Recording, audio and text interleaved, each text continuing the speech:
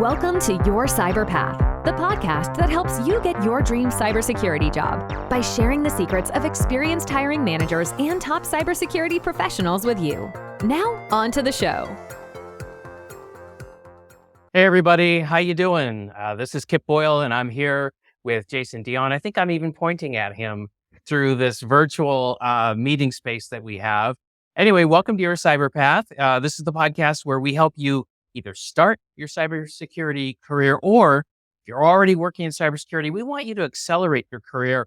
We want to get you more responsibility. We want to get you promotions. And of course, with that will come greater compensation. And yeah, we can all think of good things we can do with more comp. We want that for you. So we are here to share some more information that will help you. And Jason, before we start rolling this episode, it's Halloween, right? Like we're on the brink of the spooky time of the year. Yeah, now exactly. you're in Orlando, so like, don't all the theme parks have like Halloween themed stuff to do? Oh yeah, they love Halloween out here. If you go to Disney, they actually do their Halloween party in like July, and it's the Mickey Not So Spooky Halloween, and then they leave up the decorations up until about Halloween, and then right after that, like overnight, they change the entire park, and it turns into Christmas and holiday season. So it's a pretty big undertaking for them from a project management side, and it always amazes me how you can go in on like Friday and then come back on Saturday, and it's just like night and day, completely changed over. I didn't know they did that, but now I'm thinking about that movie Tim Burton did, A Nightmare Before Christmas. Yep. Okay, maybe that's the inspiration. I don't know. Yeah, and if you actually, if you're a Nightmare Before Christmas fan, one of the things they do during this time of year is they actually add those decorations into the Haunted Mansion ride. So you'll see Jack Skeleton and stuff throughout the ride as you go. So it's pretty cool.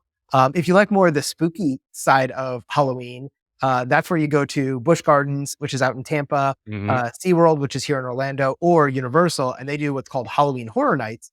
And they basically have, they turn a lot of the rooms that the rides are in into basically haunted mansions that you walk through. And there's like 10 different houses that they have, and they're super, super scary. And every year they put out a new house and they change one of them out. And as you're walking through the park, there's people with like chainsaws chasing after you and all sorts of weird stuff like that. So not for the faint of heart, not for the little kid. No, it's not kitschy. Like this is like really trying to scare you. Oh yeah. Halloween Horror Nights is all about, we want to scare you as much as possible. And so if you go during the day, up until I think 4 or 5 in the park, it's normal. And then after 4, they kick everybody out. They let everybody come back in who bought separate tickets for this Halloween Horror Nights event. I think it starts at 5 or 6 and it goes to like midnight. And you can go through these different haunted houses and experiences all over. And it's completely themed and done at universal level. So it's pretty awesome if you like scary things. I am not that big of a scary person, so I don't really like going to Halloween Horror Nights, but I do have some friends this year that are in town and they want me to go. So I think I'm going to take them. But yeah, if you like scary stuff, it's a great way to spend a little bit of your time during September and October as it leads up to the Halloween season. You know, the only scary stuff that I really enjoy on a long-term basis is the Alien movies, even though the last couple haven't been all that awesome. Yep. But, you know, go back to the originals and it's really just like, you know, haunted house in space or whatever. And there's something about it being in like a science fiction sort of, you know, motif that makes it really interesting, more than if it was like, you know, like I don't watch Halloween or Friday the 13th or whatever, like those things. But for some reason you put it in space and all of a sudden I'm interested. So yeah, I'm not a big into the whole jump scare thing, which is most of these movies are all about like, how can we do this? Like boom. And like, come and hit it. And I just don't like that. I'm not one that likes to be scared, to be honest. Jason's like, life is scary enough. We don't need to add more. It's kind of how I feel. I'm like, you guys can have your fun. It's not really my thing. And you know, when I had my kids are older now, they're both, you know, over 18 at this point and, you know, off in college and all that kind of fun stuff. And like when they were younger, we always hated when Halloween fell on like a Tuesday, like it does this year, because it just makes it so difficult to really enjoy it. And then it starts getting confusing, right? Because in your neighborhood, some kids will start knocking on your door Saturday and Sunday, which is like the 28th and 29th, because they can't come out on Tuesday because it's a school night, right? Or they do like the dress up for school thing. And then like the teachers get all upset because people are wearing costumes at school. And I don't know. It's always been weird to me when it falls on like a weekday like this year. So it's just not as much of a so it should be more like Thanksgiving, which is always on a Thursday. Yeah, I personally would like that better if it was like, hey, it's always going to be on a Friday night for Halloween, or it's always going to be on a Saturday night. When it's a Saturday, I find that to be the best because you've got all day to prepare. You can really go all out if you want to decorate your house and give the kids candy and all that kind of stuff. And when it's like a Tuesday, it's just, it's not as much fun for me, I think. Well, whatever your opinion is, those of you who are listening, we hope you have a good Halloween. However you like it. Maybe you like it with all the lights off and the sign on the door that says "Go away, kids, you bots." Who knows? Well, whatever you like, do it. But and the reason why I'm saying that in part is because what we want to talk about today is the topic of self-care. So if the best way for you to take care of yourself during Halloween is to hide under a rock, by all means, do it, because we don't want to deal with your cranky butt tomorrow. But let's talk about self-care in the context of cybersecurity and your career. And now this is really important because before we get to the tips, what I want to say very clearly is cybersecurity can be an exceptionally rewarding career. I mean, I've been doing it for, a long, long time now, no plans to change, but it can also be wildly stressful at times. And you can be tempted to work too hard and burn out. Or you could be at a job that you absolutely hate. Maybe it was great when you started it, but then you got a new boss or something like that, and now everything's awful and you feel trapped because, hey, it turns out you've got a mortgage, you've got car payments, maybe tuition for somebody in your family, and now you feel like I'm stuck. I have to put up with this garbage, and I don't see any way out of it, right? And so that's going to lead to chronic stress and awfulness, and we don't want any of that for you. So that's kind of, what's prompting us to talk about this. Now, I'm going to come at it from private sector as I always do. Now, Jason, would you say in your experience working in Department of Defense land that the things I just said can also be true? Oh, 100%. So I was working with the Navy for 20 years, and sadly, one of the highest suicide rates for members of the military is those who work as what used to be called a CTN, or cryptographic technician network, which basically is government hackers and government defense folks, people who work in the cybersecurity space, right? And it always kind of made me scratch my head and go, why is that? And a lot of it comes down to this idea of self-care. And the reason why it's so important in what we do is you sometimes are going to see some stuff in your job that is just like the worst of humanity, right? That's true. When I was working at places like the NSA and other places like that, we are seeing all sorts of stuff that you probably don't want to see, right? If you're dealing with terrorism and you're trying to track down terrorists, you're looking through their emails and their text messages and that kind of stuff, right? If you're looking at, if you're on the internet service provider, you might be looking for things like child pornography, right? Because you're trying to catch people who are doing that and put them away and work with the FBI and law enforcement. And those things can really take a toll on you if you're not doing proper self-care. And that was one of the problems that we were seeing. And so the military and the DoD has done a lot to try to curb that. And they've done a lot of things to try to force self-care on people and try to, put in breaks and things like that. But this is one of the realities of, depending on what you're dealing with on a daily basis, you're going to see some stuff that you may not want to be seeing. Those logs, you can see pictures, you could see emails, you could see text, and a lot of that can take a toll on you. Right. No, that's a great point that I didn't make. And that happens in the private sector as well, where, you might be doing content filtering on your corporate network and you're getting all these alerts and you're having to forensically examine, what is this person doing? And you might see some stuff that you would never willingly choose to see on your own. And that can be absolutely traumatizing. So anyway, or I tell you one thing that I did one time before we start getting to the tips is I had a job where the CEO came to me and said, "Hey, I need you to investigate something." And as he was, and he's telling me, like, "Got to keep this confidential." And as he was laying out the case that he wanted me to look in, it had to do with my boss. Yep. So I've had those issues too, where I'm like looking at my boss or my boss's boss, right?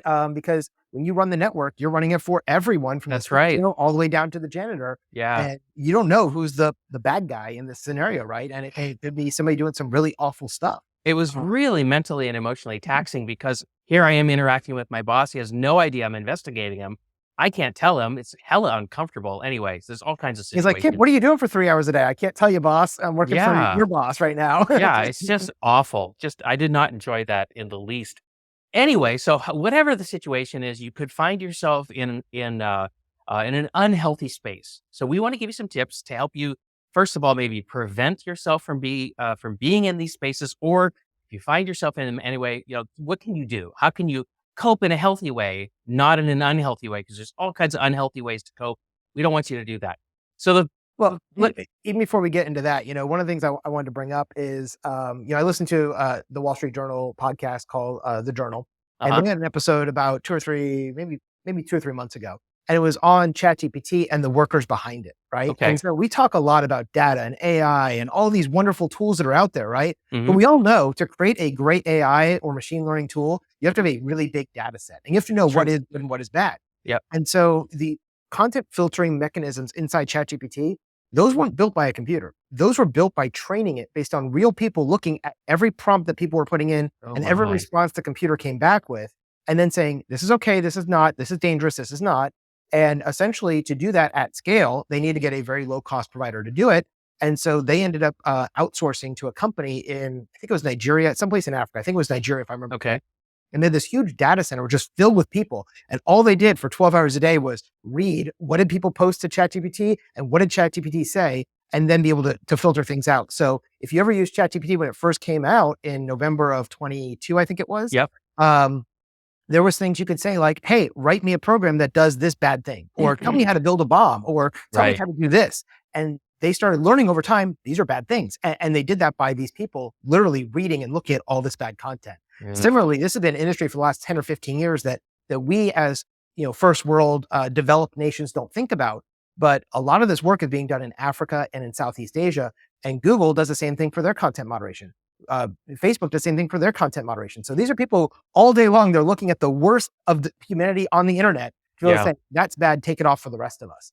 And so if you find yourself in one of these data analyst positions in one of these countries, you can really have a really bad toll on yourself. And so that's one of the things that we wanted to bring this up, because we do have a worldwide audience. I have a lot of students who live in Africa and they may take one of those jobs, and you need to be aware of what you're getting into, because when they took these jobs, they didn't realize what they were getting. Wow. And that being said, self-care doesn't always have to be because of bad things like that, right? I am usually on the other side of self-care, where I don't do it enough because I love what I do. And so I work myself to death, and I might work 80 hours a week because I love doing what I'm doing and try to put out new content for my students and all that kind of stuff. And it's important, even if you love your job, to take time off and have that self-care. And I think that's what we're really going to focus on here today is, what can you do to give yourself self-care? How can you make that work in your environment? How do you talk to your boss about it? And all those kind of things. Right. And your spouse and kids, if you've got them, or just the people around you, right? Because they may not understand. Like if you're going to do some self-care, they may think that like, what? That's weird. Yep. But okay, so let's start getting into the tips. The first thing that we want to talk about is time off. Your employer really wants you to take time off. They want that for you because they want you to be rested and recharged. They do not want you to be burnt out. And so, paid time off is a common benefit that almost every employer is going to offer you in some form or fashion. But what's crazy is that I've seen some people so consumed with their work, Jason, that they don't take vacations or holidays for years.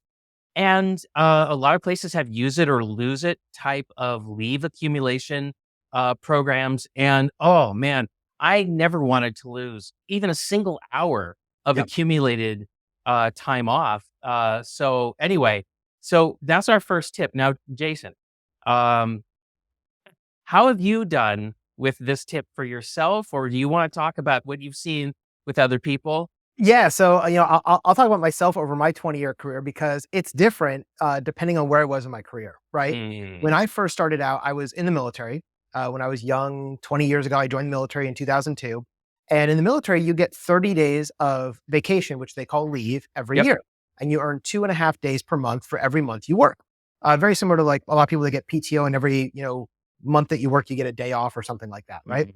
Or 8 hours. The difference is in the military is every day is considered a work day. So if I take off a weekend that is a 4-day weekend, for instance, Friday, Saturday, Sunday, Monday, if you did that at a traditional bank, you would be charged for Friday and Monday, because Saturday and Sunday were days off anyway. And so you may only get 2 weeks a year. Well, I got 30, but my days were counted for every day. So if I took off a 4-day weekend, I lost 4 days, even though that was only 2 days of actual work that I was losing, right? And so it sounds like a lot with 30 days, but it wasn't. And so there was a lot of times like that where I was kind of like, okay, I'm not going to take vacation this weekend. I'll wait till I'll take it Monday through Thursday. So I'm going to get charged for 4 days. I might as well get 4 days off, right?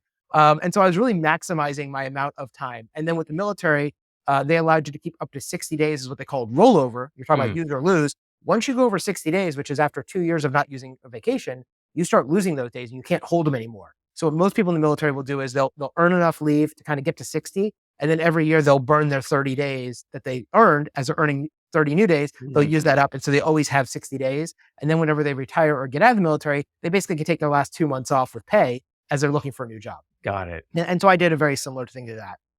In my company, we actually have an unlimited paid time off policy. And I know we're going to talk about this because we did mention compensation, right? At the beginning of the show. And a lot of people think like, hey, unlimited paid time off is an awesome benefit.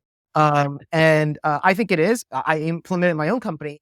But I will also tell you the dirty, dark side of that. Kip, do you know the dirty, dark side of unlimited paid time off and why companies really support doing it? You're the employee. Well, let's see. I could guess a few things. So I might guess that they don't want accruals for unpaid time off in their accounting, in their statements. 100%. That is exactly the right answer. So as a company, if I give you time off and you generate it based on 8 hours per month, right, or of PTO, whatever the accumulation rate is, and you never took it, and I fire you or you quit, I have to pay you for that time. So now you'd have 12 days that I have to pay you for, and basically pay you an extra 2 weeks of pay when I fire you or you quit or you get let go or whatever. And so a lot of companies move to unlimited paid time off for that reason, because with unlimited paid time off, there is no benefit that they have to pay because there is no accrual.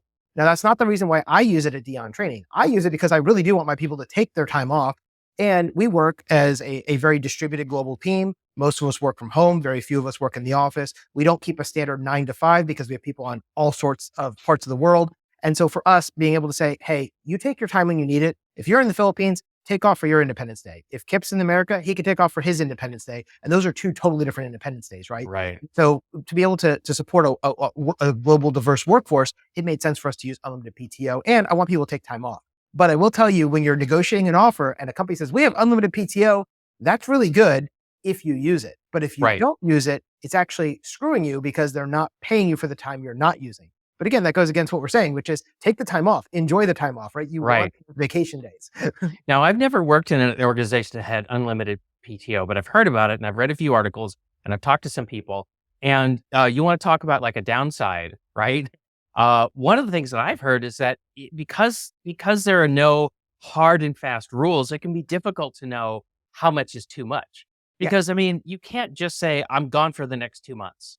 Right? I mean, that just doesn't work, even though theoretically you should be able to do that under the policy. And so it gets really weird because you're like, well, how much is too much? And then it's very supervisor dependent, right? Because your supervisor is really the one that's making that judgment. So depending on who you work for, you're getting more, or you're getting less. And one of the things I read is because there's so much ambiguity, is that people tend to not take even a typical amount off. Like they're not even taking 2 or 3 weeks or whatever, would traditionally be, granted. And so please, if you're in an unlimited PTO situation, don't let that happen to you. Just talk to your supervisor and just say, hey, this year I'm looking for 3 weeks, 2 weeks, 4 weeks, whatever it is, and get it sorted out in advance so that you don't end up on the short end of the stick on that one. All right. So, all right. Yeah. And I'll tell you, as somebody who runs unlimited PTO in my own company, we have people who have taken off a month at a time and we've let them, and we don't have a problem with that. But again, it depends on you, right? If I hired you and next week you say I'm going away for 4 weeks, we're gonna have a problem, right? And person timing 4 weeks, like they had a very valid reason for taking 4 weeks. They were going to go fly over to Europe, and it's expensive to fly to Europe. And they're like, look, if I'm going to fly 8 hours over there, I want to be able to be there for 2, 3, 4 weeks and really explore the area. And we said, you know what? We agree with you. That's great. Go for it. And we basically came up with a plan. They told us like 6 months ahead of time. They said, hey, in September, in fact, last month, the person said, I'm going to be gone for 4 weeks. And we planned on that since March. And so leading up to it, she worked a little extra. She got all her stuff done. We made sure we weren't in the middle of a big project when she was leaving. And all her responsibilities were covered by other people on the team because we all knew she was going to be gone. And we can then plan for it because she gave us such a long period of time. We could say, if Kip said, well, I want to take off a week during that time, I'd be like, I'm sorry, Kip, you're on the same team and this person's already going. So you're going to stay and cover for her. You could take your week in October if you want. And that becomes one of the other friction points with PTO is everybody's trying to take it at the same time. For instance, Thanksgiving, Christmas, New Year's, a traditional time everybody wants to go off. That can become a big problem for you. And so it does become a management thing, but good managers can work their way through this, and you as an employee can work your way through this too. My Definitely. guidance to you, if you are somebody who is offered unlimited PTO, is the first year you're there, I would treat it almost like regular PTO, right? And what I mean by that is most of us get 2 or 3 weeks a year of vacation time. And so you can take 2 or 3 weeks off either as a chunk or as days throughout the year. But the longer you're with the company and the more valuable you are, the more they're going to let you take vacation because they don't want to lose you, right? Hmm. And so in the person I'm talking about, they're a really good employee. And if they said, hey, if you don't give me this 4 weeks, I'm going to leave. I'd be like, yeah, take your 4 weeks, right? And we just figure out a good time that works for her and works for us and makes it work for everybody. So keep that in mind when you're dealing with a flexible or unlimited vacation time policy. I personally love to take time off, but I also work crazy hours. So there will be some weeks, last week and this week, I've been working 80 hours a week. Yeah. But this weekend, I'm actually going away for 4 days and I'm not even turning on my phone. I will just be disconnected completely. And that's kind of my payback for those 2 weeks that I work crazy hours. And I Yeah. take, a couple of days off here and there every month. I take off a couple of weeks here and there every year. And I still go on vacations quite a bit. And my boss is okay with that because I'm still getting my work done. Yep. Yep. That's great insight. Thank you. So for those of you who don't have a lot of experience working in a corporate environment that it's typical for cybersecurity people, this stuff might all be some kind of a mystery to you, right? You don't really know what's considered to be okay. So I hope this tip on making sure that you get your time off is going to be very helpful for you to help you avoid burnout. Now let's go on to the next tip. We've actually got 3 that we want to share with you today. So here's the second one. So this one's a little different. This one's money focused. So what I coach all my folks to do is I want you to have an emergency fund. I want you to have a personal stash of money. And I want it to be, say, somewhere between like 3 months or 6 months or maybe even a year of savings in the amount of like how much you make, like what your take home pay is. And I want you to have that in there in cash, ready to go at a moment's notice. Some people call this FU money, which means Forget you. forget you, which means if this job is just going sideways and I am hating it and just like I cannot tolerate this position anymore, but I have that feeling of being trapped, right? I got the mortgage, I got the car payment, I got the tuition payment and student loans and all that stuff, right? And you can't get out of it. And maybe you've used all your time off. Well, now what do? Well, if you've got this FU money, guess what? You can just gracefully, leave that situation. Right? Remember, Jason and I have said this over and over and over and over again. Don't burn your bridges. Leave with respect, leave with notice, all that. Do it all correctly. But if you've got this FU money, you're out. So And the other thing with this is, I have a friend right now and I go on travel quite a bit. And she's like, hey, I'd love to go with you on this cruise you're going on or this vacation you're going on. I'm like, that's awesome. And she's got money to do it. But she doesn't have the PTO off at work because she only has so many hours. And so now, because she has this sum of money, she's able to say, you know what? I really do want to go on that vacation for a week. And even if I don't get paid at work, I can miss the week of salary as long as they let me take that week off. And so she's been able to go to her boss and say, hey, I'm going to take an unpaid week off this week of November or December or whatever. And if her boss is okay with that, she can do that and afford to do that because she has this backing of the money. that's great. And when you talk about this, I hear a lot of people, if you look at financial experts, they always talk about, a 6-month emergency fund or a 3-month emergency fund or a 12-month emergency fund. And I think that's really what you're talking about here. Yep. And the one thing I wanted to talk about a little bit is you had mentioned salary, right? You said 3 months of salary, Yeah. up to a year of salary. I wouldn't necessarily say it's based on salary though. And the reason is everyone's in a different financial position based on where they are. For example, my wife and I, we worked really hard about 10 years ago to get ourselves out of debt. So we paid off the house, we paid off the cars. I was working crazy amounts of jobs. I paid everything off. And when I did that, my emergency fund requirement actually went way down. That's Because a good point. originally I said, you know what, for me to have 6 months of expenses, I need to pay for the house, the cars, the groceries, the utilities, all that stuff. These days, I don't have a car payment. I don't have a house payment. I just have my utilities and my groceries and my fun stuff. And so Right. like literally I could live on $1,000 a month or $1,500 a month or $2,000 a month and be totally fine because I don't have all those other expenses. And so as you're figuring out what is the emergency fund that you need in your life, think about that. And it's, what expenses you have, what things are coming up. Because for instance, I drive a car that's paid for, but I know that in 3 years, I'm going to have to replace that car. So all the while I'm saving up for that next Yeah. car and that's going to be something I need to do. So Or it might break. in mind. And then the other thing I would say is when you look at your emergency fund, it's not a replacement for what your lifestyle is today. It's a replacement to keep you floating until the next job. So there are some things that you could probably get rid of. For instance, like if you have a $30 a month Netflix subscription or a $200 a month satellite bill, and you're going to change that in for a $10 Hulu subscription, that saves you $190 per month. And you may not want to do that today, but if you are losing your job or you're going to quit your job, you may do that because that extends your emergency fund even longer.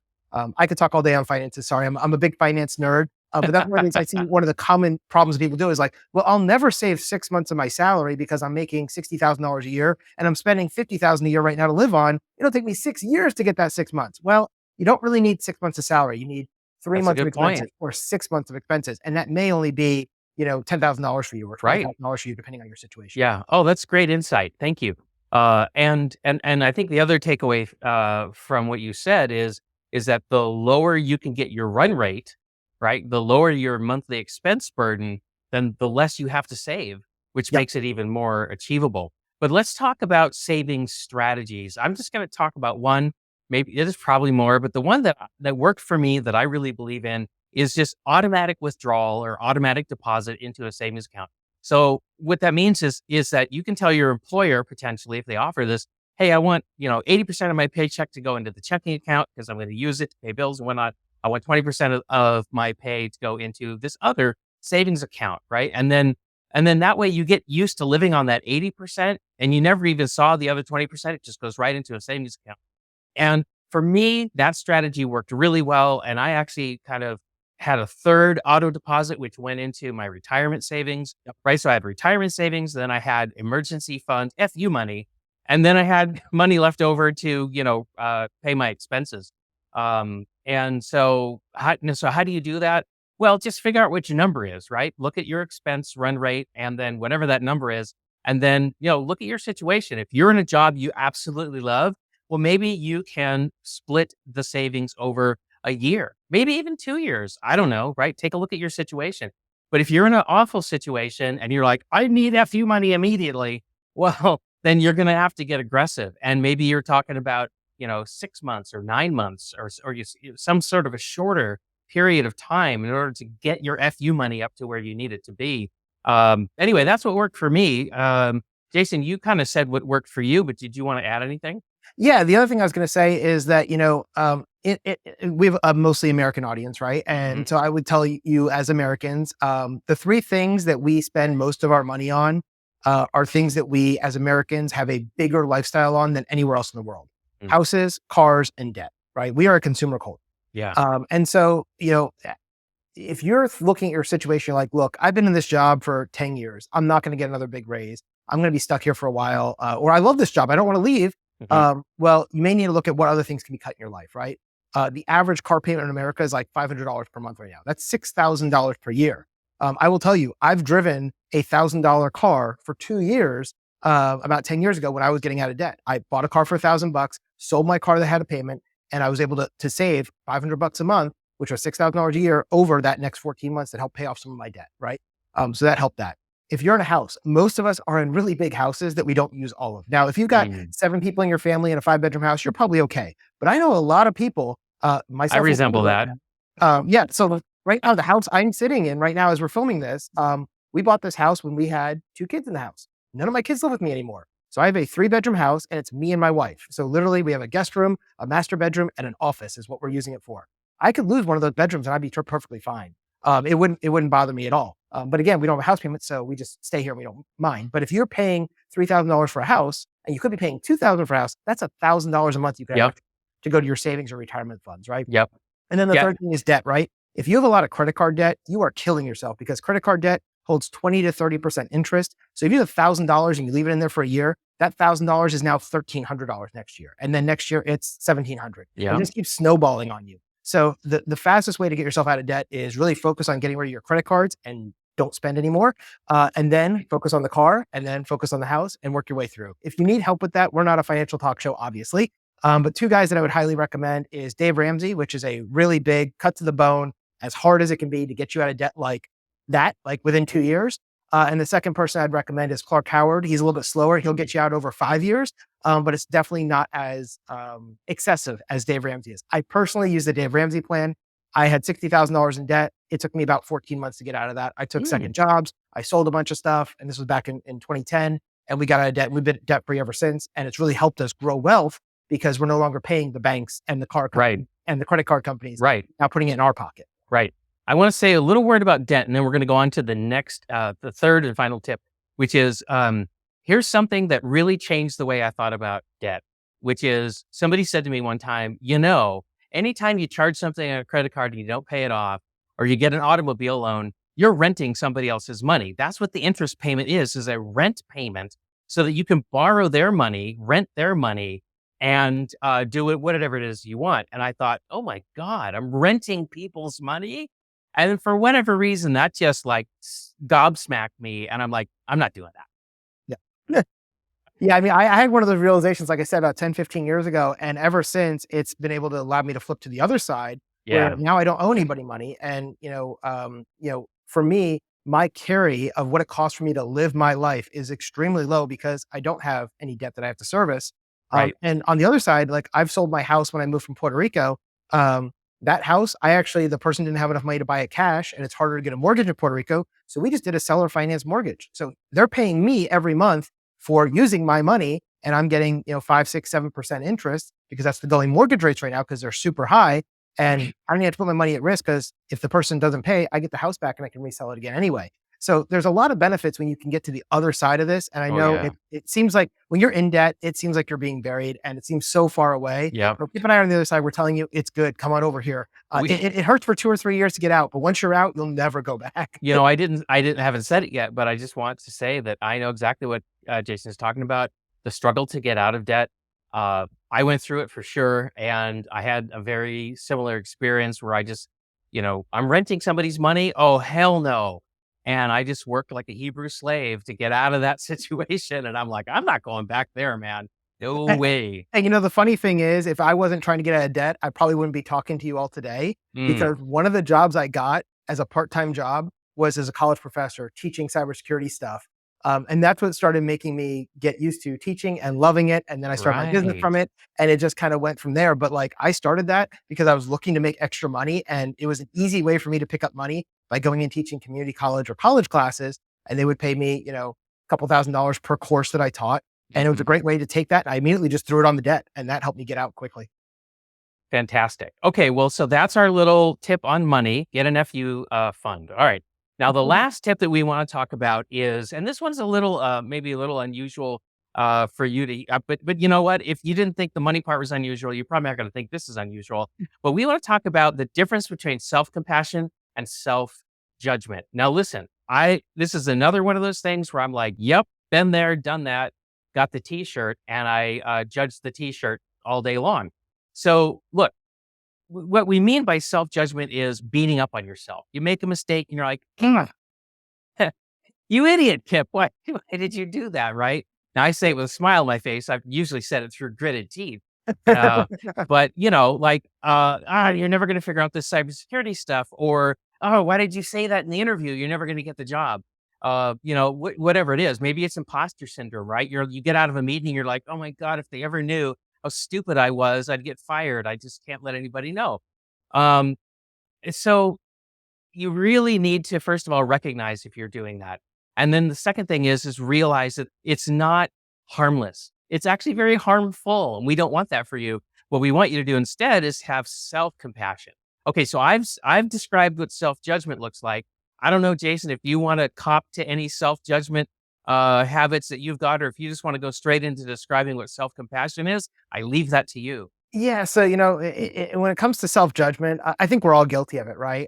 For me, I don't tend to have self-judgment around what I know or what I do, but I have it more about my appearance, right? Like, oh, you're a little soggy around the midsection, Jason. You're a little out of shape. You need to go to the gym more. No one's going to like you because why would somebody want to listen to you when you're, not a skinny, athletic, marathon runner or something? I don't know. Interesting. I have more about that around the way I look and the way I present myself. And I'm very, very conscious of that. Well, you have the right haircut. You got to know that. I got the right haircut. I got the balding haircut. That makes me feel better about myself. Not, the reason I'm bald is because I'm losing my hair here. So I pay the rest of it. Right. Yeah. This isn't just so I can hear things. Yeah. But yeah, things like that. And even before we got on this podcast to record it, because for those who don't know, we also put these clips on YouTube and we have the full episode at Your Cyber Path. on our YouTube channel, I'm always kind of wary about how I look on camera. And I actually switched from using the headset like Kip is to using a lavalier mic, because you can actually see the green screen between my head and where his microphone's headset. Yeah, this little space right here. And it drove me crazy. And I'm like, nope, can't do that. So I switched to a lavalier mic and speakers, so that way it looks better and it looks like I'm actually in front of the bookshelf when I'm actually not. I'm in my house right now and not at my studio. So, but again, it's one of those things like, I'm like, people are going to judge me based on how I look. And I'm a much harsher critic than anybody else is about myself. And so it is a struggle, I think, for everyone, no matter how successful or unsuccessful you are. I never really had the imposter syndrome thing that I know a lot of people do. And I've met a lot of folks who are like, I can't speak up in that meeting. I just got here a week ago. They won't know that I know what I'm talking about. And I'm like, dude, just speak up, do it. Right. Make yourself heard, make yourself known, because you've got something valuable. The reason we hired you in the first place is because you're valuable. Otherwise we wouldn't have wasted our time or money hiring you. Right. And I think that's important to keep in mind as well. So for me, I think when it comes to self-judgment, we are our hardest critics, and we have this internal monologue. And the horrible thing is you can't turn it off. It's not like a TV show where you could change the channel. In your head all day, it's going, you're not pretty enough. You're not smart enough. You're not good enough. No one's going to want you. And this thing does get this negative cycle over time. So how do you overcome it? Well, I think as Kip said, self-compassion. And, Kip was nice enough to prepare some show notes for us before we started talking. And one of the things he put in there was actually a quote from a career coach named Margie Worrell. And I think it's really good. She recommends that you treat yourself with patience, empathy, warmth, and understanding that you'd expect to have a friend give you, instead of being this harsh, you idiot self-judgment that we normally give ourselves. So I think it's important to keep that in mind. And we are our own worst critics, I think. And the research shows that as well. It's not just us saying this. Research over time shows that people have this inner monologue and they are the worst critic of themselves. Yeah.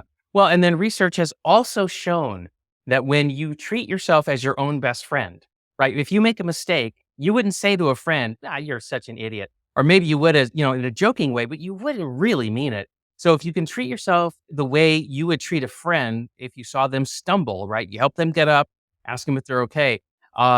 Studies have found that this can actually improve your motivation. It can improve your learning, because it's going to help you realize that you don't have a fixed mindset. In other words, like, you don't have a fixed intelligence. You instead should have a growth mindset outlook on life, which means you can learn things that you don't already know. And in this career field, that is hella important. You've got to be continuously learning. I think of myself as an infinite learner. There's like no limit to what I can learn. Well, if you can have more motivation and if you can have a growth mindset, then that's going to strengthen your performance, and it's going to give you resilience. So that when something truly awful happens, you're going to be able to bounce back faster. So self-compassion isn't a bunch of, namby-pamby, feel-good crap.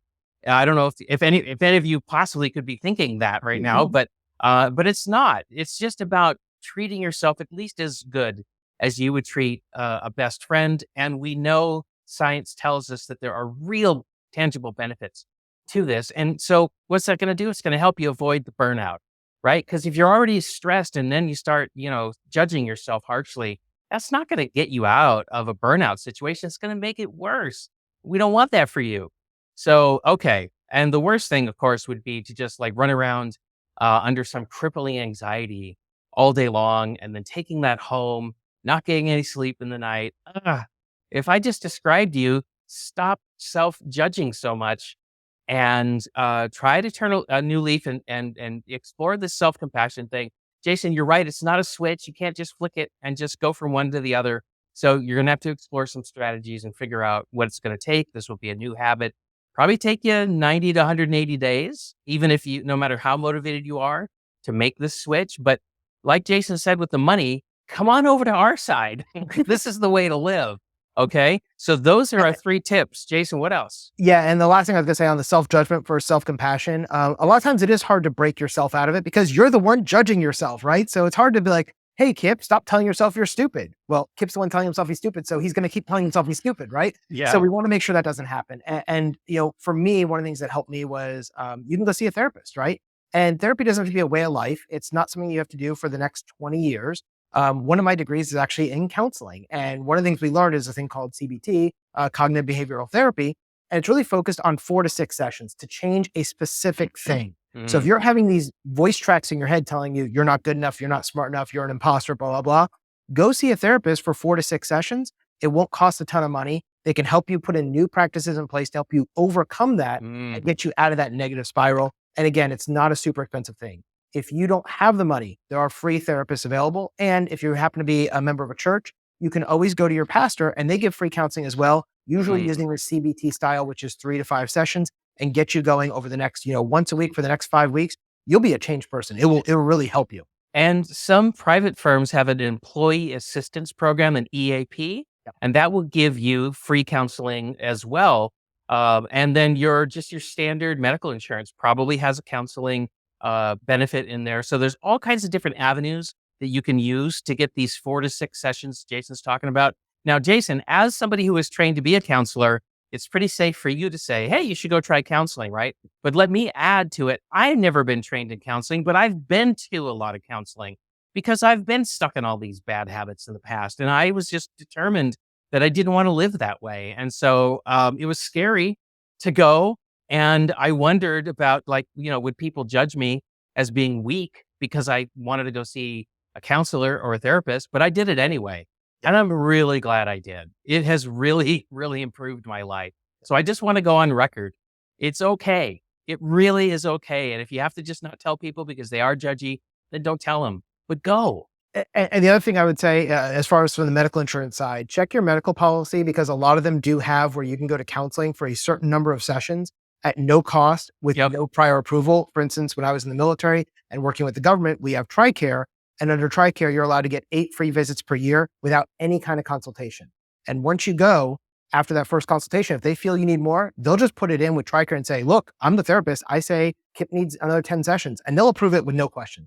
It's really not, cost should not be a big issue here as long as you have a decent medical policy. But again, if cost is an issue, go check a local church. Even if you're not religious, most churches will see you, whether you're a member of them or not, and they will do free what's called pastoral counseling. And going through these type of things to help you with some of that. So they just care about you. So don't worry that, someone's going to try to convert you or something like that. And then the last thing I wanted to bring up, kind of going back, we talked earlier about our, the emergency fund, the FU fund, as Kip called it, I like to call it the Forget You Fund. Yeah. FU money. Yeah. And again, this might be a difference between Kip's world in the private sector versus my world in the DoD and contracting side is contractors. If you're a contractor, you never know when your contract is up, right? You may have a year contract, but they can also cancel it at any time. A lot of these, you can get fired at any time. Your contract, you may have been the best employee they had, but if you're on a government contract and the government decided to go from Booz Allen Hamilton to General Dynamics and you were working for Booz, you're out of a job, right? And so having that FU money is super, super critically important if you're working as a contractor. You should always have at least 3 months of expenses because sometimes the transition from one job to another or one contract to another can be 30, 60, 90 days. And as we've talked about before, the average time to get hired in the cybersecurity industry is about 35 days from first application to actually being told you're hired. And then it's probably another week or two until we actually onboard you. So you've got to be able to cover about 60 days when you're trying to get a new job. And if you just got fired or you just quit because this job's too much, I simply can't take it. You got to have money to carry you on to the next job. Because otherwise, when you go in and you're going into an interview with Kip or I, we can smell the desperation on you because we know you don't have a job and you're just desperate to take anything. And that comes off as somebody we don't want to hire because we don't think you're passionate about us. We think you're just passionate about eating and not being on the street, right? And we're not against that, but we don't want that to be the reason you show up. We want you to come to our company because you want to work for us. We want you to be excited about what we're doing, not because you want a paycheck to eat. My wife is kind of a smart aleck and we made her go through an interview to get hired to the company just because we thought it'd be funny. And when we asked her why she wanted a job, she goes, because money can be exchanged for goods and services. And I like money. And I was like, yeah, good answer, honey. I don't say that in a job interview. Not the thing to get you hired, right? Please do not use that in your job interviews. It will not help. So I just wanted to point that out is, think about those as you're looking at, there's lots of options for counseling. There's lots of options to be able to get that excess money. And really, you can get a second job if you need to. I know a lot of cybersecurity folks who work 2 and 3 jobs, and they're putting away crazy amounts of money. I will tell you, you don't want to do that for 20 years, but if you need that for a year or two, because you have a highly valuable skill set and you can make an extra $100,000 a year working another, 40-hour week job, you might do that for a year to get yourself out of debt and pay off your house, right? And so I've known people who have done that, and it really comes down to how hard you want to work, but at the same time, taking care of yourself. And one of the best ways to take care of yourself is get yourself out of debt and stay out of debt, because it will just lighten the load off your back tremendously. I promise you here. So that's my thoughts. Any final words from you, Kip, before I close this out? No, sir. I have shared all that I came here to share. Thank you so much. Let's go ahead and wrap it up. Yeah. So with that said, I just want to thank everybody for listening to us for another episode of Your Cyber Path. If there's any topics you'd love to hear us cover, please just shoot us an email at support@yourcyberpath.com, or go over to yourcyberpath.com/ask, and you can put in a question to Kip and I there. We read all of them. We respond to all of them, and we would love to hear from you. As always, you can go over to yourcyberpath.com to get the latest information on what we have and the different episode guides that we have there for each episode. This one is episode 108. So if you just go to yourcyberpath.com/108, you'll get all the notes from this episode. So if there's anything we said, or for instance, we talked about Dave Ramsey, which is daveramsey.com. We talked about Clark Howard, which is clark.com. All those will be in our show notes at yourcyberpath.com/108. And other than that, we will see you on the next episode of Your Cyber Path, and look forward to seeing you then. See you later, everybody. Thank you for listening to this week's episode of Your Cyber Path. Don't miss an episode. Press the subscribe button now. If you would like to learn more about how to get your dream cybersecurity job, then be sure to visit yourcyberpath.com, where you can access the show notes, search the archive of our top tips and tricks, and discover some fantastic bonus content.